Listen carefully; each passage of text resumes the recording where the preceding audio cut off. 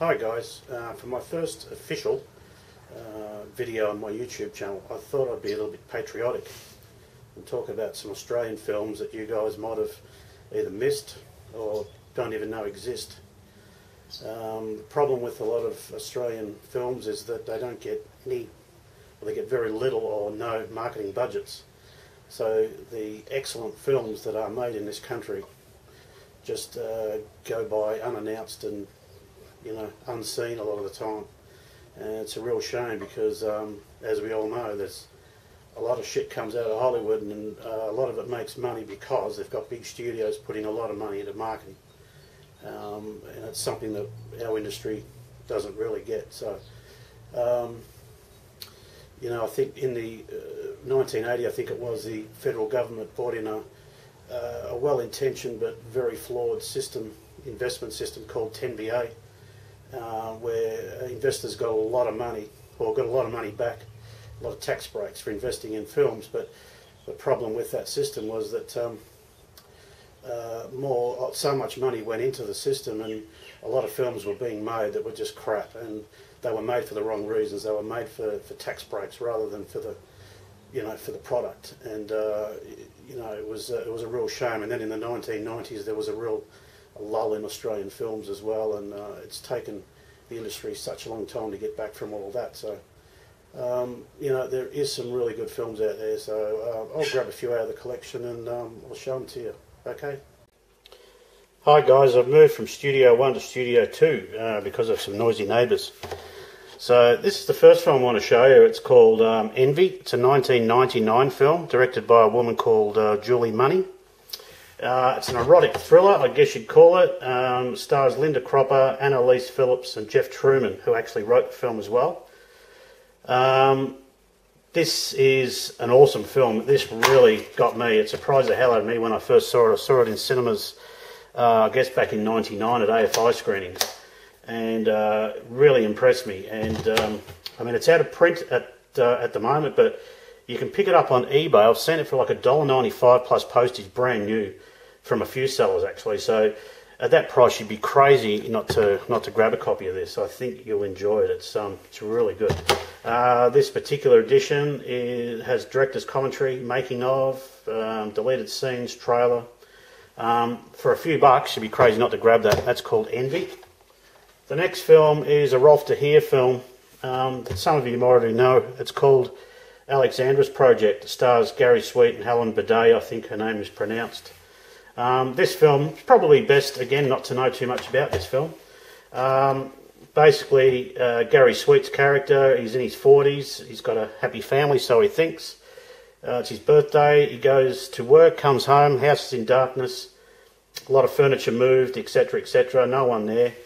And he finds a videotape sitting on the table with the words, "Play me" on it. And so he puts the tape in the machine, and that's where we go from there. Again, this edition is quite readily available. I'm not sure it's available in the slipcase anymore, but no director's commentary there. I don't think Rolf de Heer is keen on director's commentaries. I don't think he's done any. But plenty of extras there just the same, and great value. You can pick it up for probably $10, $15. So that's Alexandra's Project. The next film is also a Rolf de Heer film. I think it's his best film to date. It's called The Tracker. Stars David Gulpilil, Gary Sweet. Grant Page is also in this one. Set in 1922, a group of white policemen on horseback have an Aboriginal tracker trying to track down an Aboriginal man accused of murder. This is really surprising. It's a very cunning film. It has a great ending, great twist ending. Again, full of features on this one. Great soundtrack by Archie Roach too, as well.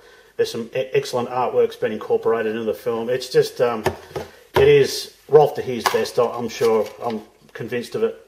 And you can pick this up for like $10, $15 or something like that. Again, great film. You'll be really surprised by that one. It's called The Tracker. The next film is a horror film called Lost Things. It's directed by a man called Martin Murphy, who I think was a stand-up comic at some point. He's made an excellent horror film here. It's set on an isolated beach. Again, the little you know about this film, the better. The more you'll enjoy it. This particular disc here is it's not that easy to find in the shops, but you can pick it up on eBay. It's about $25. It's not real cheap, this one, but I think it's worth getting. It's got director's commentary. There's also Martin Murphy's graduate short films on here. It's another little horror thing called Night Ride that's quite good, actually. Not much inside there, but well worth getting. It's called Lost Things. There it is.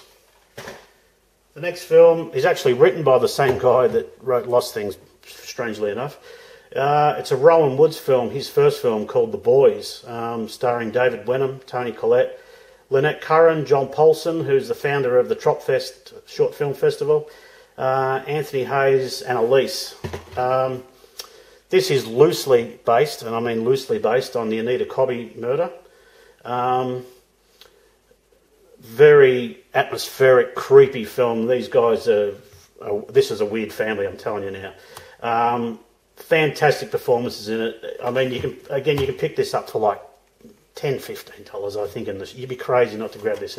If you haven't seen it, it is awesome, and it's got a great ending, an unexpected but great ending.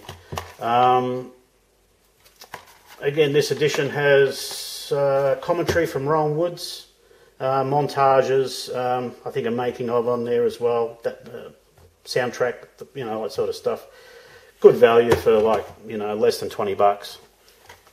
Next one is a superb film called The Magician. I wonder how many people have walked past this in the shop and thought, I'm not buying a film or looking at a film about a magician. Believe me, it's nothing about a magician, it's about a hitman. And it's written, starring, directed by a man called Scott Ryan. Scott Ryan, I don't know what he's doing these days. Maybe someone knows, because I don't know, he hasn't made anything since this, and I don't know why. This film was made for a few $1,000 from memory, and the result is just incredible. This film grabs you by the throat from the first couple of seconds and drags you all the way through it, and it's compelling, it's just fantastic. Basically, it's about a guy with a digital video camera, follows a hitman around, and he's making a fly-on-the-wall documentary about him. It is just awesome. It is so well done for a few $1,000, you just won't believe how good this is.